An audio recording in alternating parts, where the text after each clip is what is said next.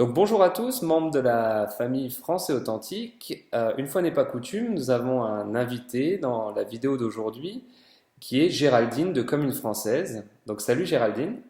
Salut Johan et bonjour à tous. Je suis hyper contente d'être avec vous aujourd'hui. Moi je suis très content aussi que ça ait enfin marché parce que ça fait un an que je te suis, un an que je regarde tes vidéos, un an que je me dis il faut que je la contacte parce que son contenu conviendrait exactement à beaucoup de membres de France et Authentique.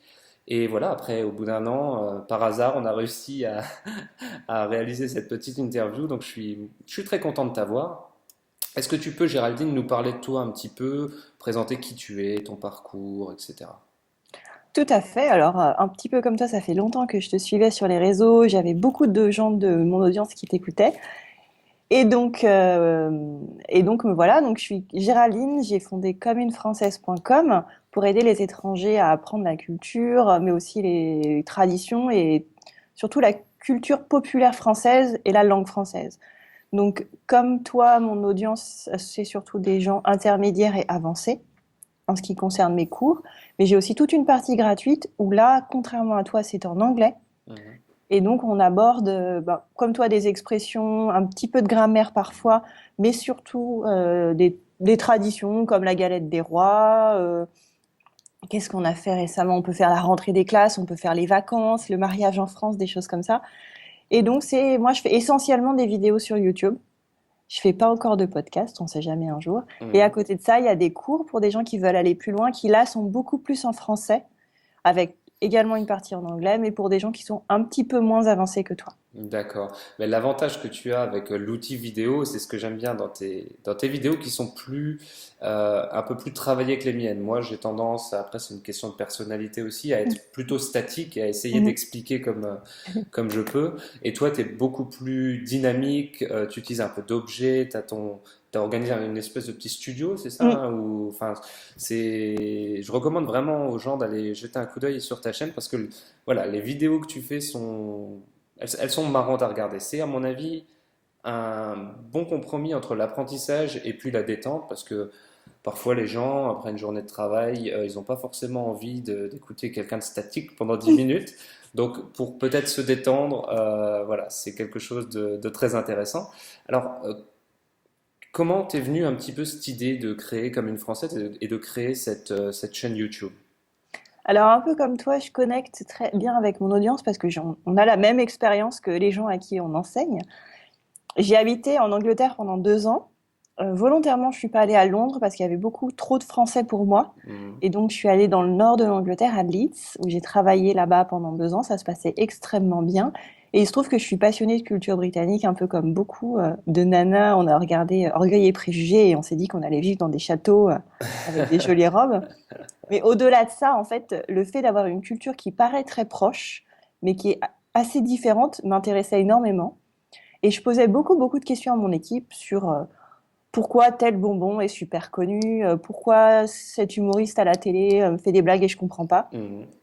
et pourquoi est-ce qu'il se passe certaines choses et des interactions humaines aussi du quotidien au travail que je voyais mais je les comprenais pas à 100%. Et donc il y avait un moment où je pouvais pas faire que poser des questions toute la journée à mon équipe. Et après, en fait, après 2 ans, j'ai décidé de rentrer en France pour des raisons personnelles. Et, euh, et donc, j'ai commencé à chercher une idée. Je voulais créer une entreprise. Mhm. Et il se trouve qu'à Grenoble, là où j'habite, dans les Alpes, on a la deuxième population expat après Paris. Et donc, ça parle anglais à tous les coins de rue. Il y a énormément de nanas qui ont suivi leur mari pour un schéma extrêmement classique et parfois un peu triste. Elles ne travaillent pas. Mhm. Et je me suis fait plein de copines américaines. Et donc, je leur ai demandé, qu'est-ce que tu en penses si je faisais une entreprise, enfin d'abord un site qui aiderait les étrangers à s'intégrer avec des choses du quotidien. Mhm. Ne serait-ce que l'état des lieux d'entrée, acheter un ticket de bus au chauffeur de bus, des choses comme ça. Elles m'ont dit, mais oui, enfin, c'est exactement ce que j'aurais voulu en arrivant, ça me manque encore maintenant, j'ai du mal. Et donc j'ai commencé à faire ça sur des choses très basiques du quotidien. Et puis ça a pris. Ça a plu J'ai eu forcément, ouais. une réponse incroyable de l'audience, mais ça a grandi doucement, hein. Mhm. Overnight success, Ça comme on n'existe dit, pas. ça n'existe pas. Non, non. Et donc ça a grossi et surtout la réponse était vraiment très enthousiaste. Et après, bah, je me suis prise à faire des vidéos parce que ça m'amusait vraiment beaucoup. Je prends énormément de plaisir à les faire. Et donc, comme une Française a grossi, après, j'ai commencé à offrir des cours pour les gens plus avancés. Et maintenant, mon audience, c'est essentiellement des Américaines. Donc ça, c'est la plus grosse proportion de l'audience. Mais il y a beaucoup de gens du Royaume-Uni, d'Australie, de Nouvelle-Zélande, d'Afrique du Sud. D'accord, donc plutôt Et des gens dont l'anglais est la langue maternelle tout à en fait, d'accord, d'accord, en c'est ça. priorité. Mhm. Ouais. Et j'ai une population qui est assez rigolote. C'est ceux qui en profitent pour apprendre l'anglais et le français en même temps, Mhm, mhm. en regardant comme une Française. Bah oui, Mais ils font d'une pierre deux coups, c'est effectivement intéressant. Mais du coup, en fait, ton contenu s'adresse aussi bien à des gens qui viennent vivre en France, donc qui suivent par exemple leur époux, comme tu disais tout à l'heure, ouais. ou je pense à des gens qui restent dans leur pays et qui ont envie d'avoir, c'est ce que moi je dis toujours, j'essaye d'apporter un bout de France dans leur pays, mais c'est exactement ce que toi tu fais, tu apportes la culture française dans leur pays. C'est exactement ça, parce qu'on se rend pas compte en France, en fait, on est un tout petit pays, tu peux facilement voyager à Toulouse en habitant en Alsace, Oui. c'est super facile, mais quand tu habites dans un État des États-Unis qui a pas forcément d'alliance française, Mhm. qui a pas forcément de produits français, les États-Unis, c'est un pays super grand, Oui. et on parle même pas de l'Australie qui est encore beaucoup plus étalée en termes de population. On apporte la culture française, en tout cas notre version de la culture française, parce qu'on peut pas dire qu'on est universel, dans les foyers. Et moi, ça me fait super plaisir de parler des calissons d'Aix et des bêtises de Cambrai à des Mhm. gens qui n'en ont jamais vu. Mais si un jour ils viennent en France, ils seront super contents d'aller dans un magasin et de voir écrit calisson d'Aix et se dire mais oui, je l'ai vu dans Comme une Française TV, je vais en acheter. Et en fait, l'idée, c'est de démystifier la France qui a cette espèce d'aura difficile en Mhm. disant comme on est des copains, comme toi tu serais un copain, moi je serais une copine, et voilà, j'appelle Johan. Johan, je suis au supermarché. Il y a cette espèce de chose qui s'appelle Aligot. Qu'est-ce que c'est? Qu'est-ce Est-ce que que... ça se mange? Et en fait, ils vont se dire, mais oui, je l'ai déjà vu dans Comme une Française. J'ai Mhm. pas peur, je l'achète. J'aime ou j'aime pas, mais au moins je suis capable de goûter et ça me Ouais. fait pas peur. D'accord. Non, c'est sympa. Et comme moi, tu utilises en fait toutes ces choses, la culture française, un peu aussi comme un, entre guillemets, un prétexte pour enseigner la langue. Donc c'est, tu mets la culture en premier plan et le reste, l'apprentissage de la langue, c'est un peu en arrière-plan, c'est quelque chose de d'automatique en fait. C'est ça. Et puis, toi, tu as vécu en Autriche, Oui, c'est ça? oui, oui. Tu as vécu en Autriche et donc tu es bien placé pour savoir qu'on peut s'exprimer et communiquer et créer des liens, même en étant nul en grammaire et en Mhm, conjugaison, et mhm, qu'en fait la grammaire et la conjugaison viennent ensuite, mais mhm, que déjà créer un lien avec son voisin, ne serait-ce qu'en lui faisant un petit signe de la main, comme il faut dans mhm, la culture, déjà tu gagnes des points et tu vas t'intégrer dans le pays. mhm, mhm. Ouais, exactement, c'est vrai. Donc toi, tu nous disais que donc tu fais pas encore de podcast, tu y réfléchis peut-être. Le cœur de Comme une Française, c'est ta chaîne YouTube en fait. C'est ça, c'est comme unefrançaise.com Mhm. avec qui relaie les vidéos, mais pour un public qui est comme le tien, donc qui va surtout aller les fouiner dans le bon sens du terme sur Internet. Il y en a beaucoup qui me trouvent via YouTube en fait que j'utilise pour héberger mes vidéos. Ouais. D'accord, d'accord. Et donc, qu'est-ce que tu recommanderais à des membres de la famille France Authentique qui vont regarder cette vidéo, qui vont dire, bon, Géraldine, elle est sympa, elle m'a convaincu. Où est-ce que tu les enverrais? Où est-ce que tu penses qu'ils devraient commencer? Alors, si c'est sur YouTube, je sais qu'il y a des vidéos qui plaisent beaucoup. Si vous êtes des, si vous parlez déjà français bien, il y a des vidéos sur des expressions qui vont vous plaire. Et Mhm. si vous voulez venir en France, je sais que les vidéos sur 10 embarrassing mistakes foreigners do, quelque chose comme ça, elle est hyper populaire parce D'accord. que je vais parler des expressions du français qui sont mal employées. Mhm. Par exemple, dire que tu as une jolie chatte.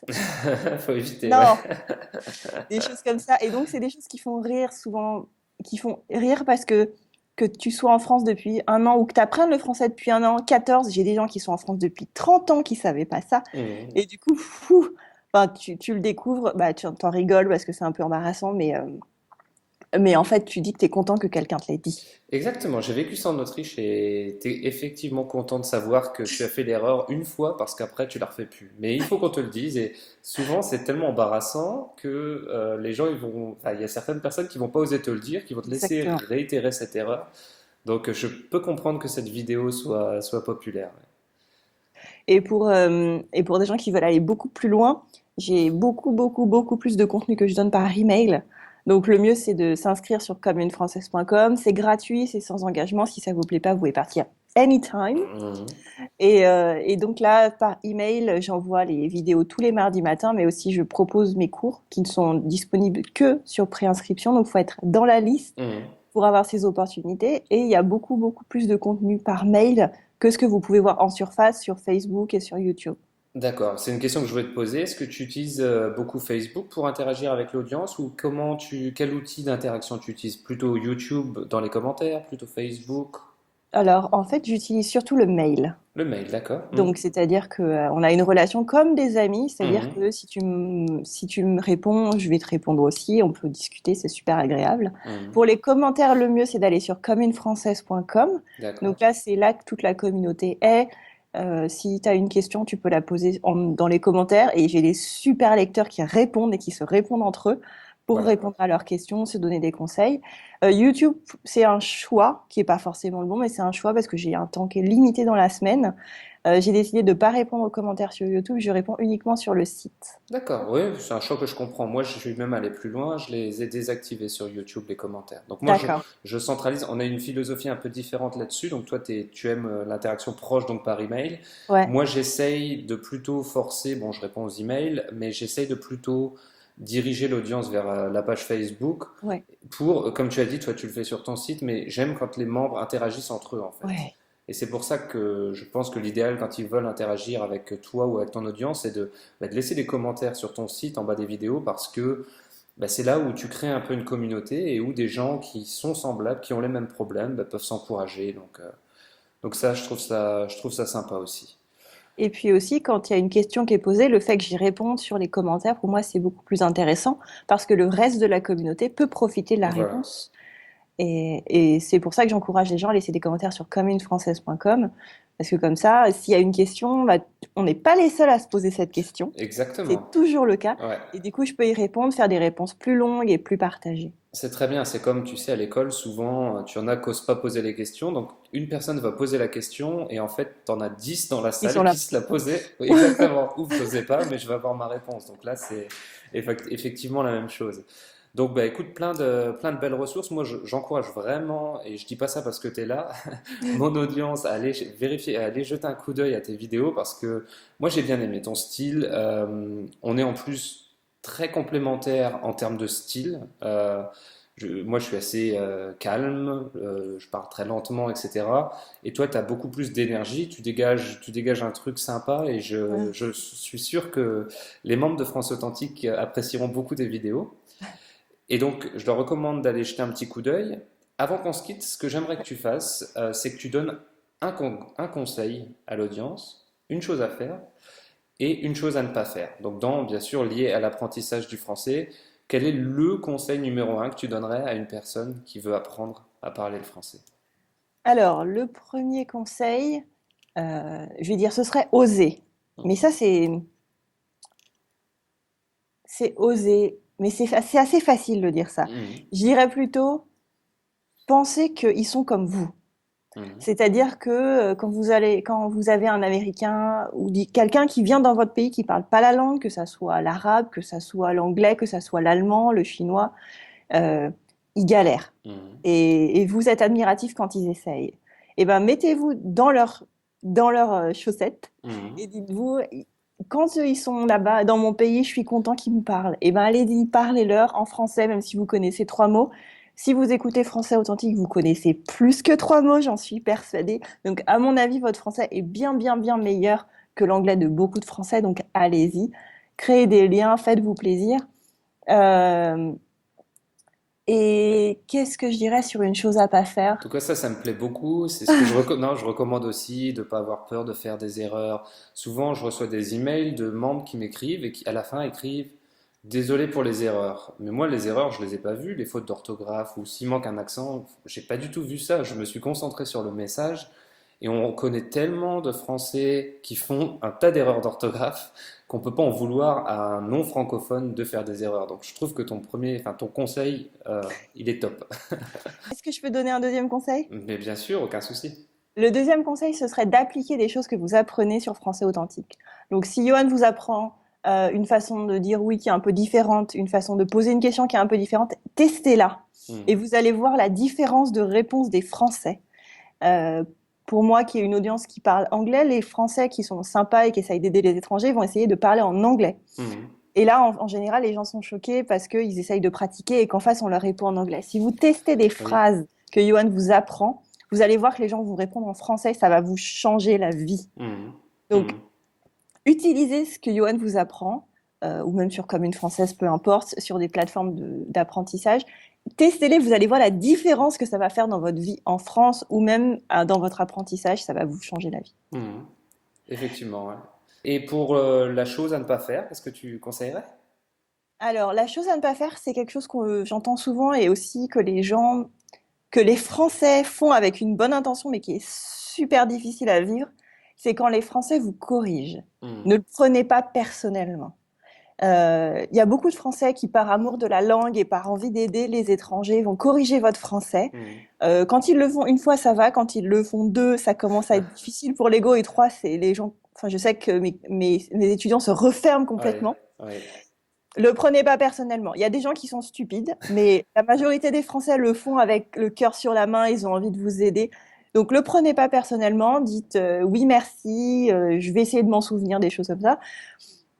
Mais je sais que c'est difficile et rappelez-vous qu'ils le font avec une bonne intention. Continuez à parler français. Oui. Ne pas que ça, en fait, il faut pas que Ne ça vous bloque. bloquez C'est pas. vrai que tu as raison. Moi, je me projette complètement dans ce que tu dis parce que c'est pas en fait typiquement français de corriger les autres. Quand j'étais en Autriche, on me corrigeait souvent et j'avoue que ça m'énervait parce que je me disais oui, mais t'as compris ce que je voulais dire, c'est pas grave en fait. Et c'est vrai que t'as raison. Il faut pas se braquer parce que déjà, toi, ça te freine. Donc du coup, tu parles encore moins bien ouais, effectivement, c'est une chose à pas faire, même si c'est pas facile. Je te rejoins là-dessus, hein.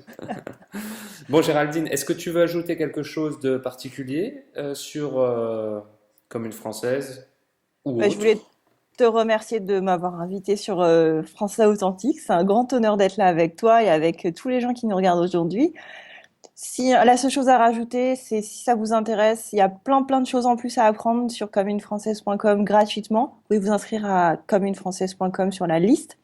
Et là, par email, tous les mardis matins, vous aurez plein de trucs et astuces sur la culture, la tradition populaire, tout ce qu'on sait en fait en tant que Français, mais qu'on n'ose pas vous dire ou qu'on vous dit jamais. Et comme disait Johan, c'est un bon complément à Français authentique et c'est très différent. Et donc, vous allez apprendre plein de trucs sur les deux plateformes, pour moi, qui sont de qualité égale et avec beaucoup de bonheur de la part des profs. Exactement, c'est ça, c'est le faire avec passion, aimer ce qu'on fait. Donc, merci, c'était très bien pour nous. C'est un honneur pour nous de t'avoir sur notre plateforme et je suis sûr qu'il y a beaucoup de monde qui va venir te rejoindre sur communefrançaise.com. Ça marche. Eh ben, écoute, gros bisous à tout le monde et à bientôt. À bientôt, Géraldine. Salut. Salut. It's a lovely morning.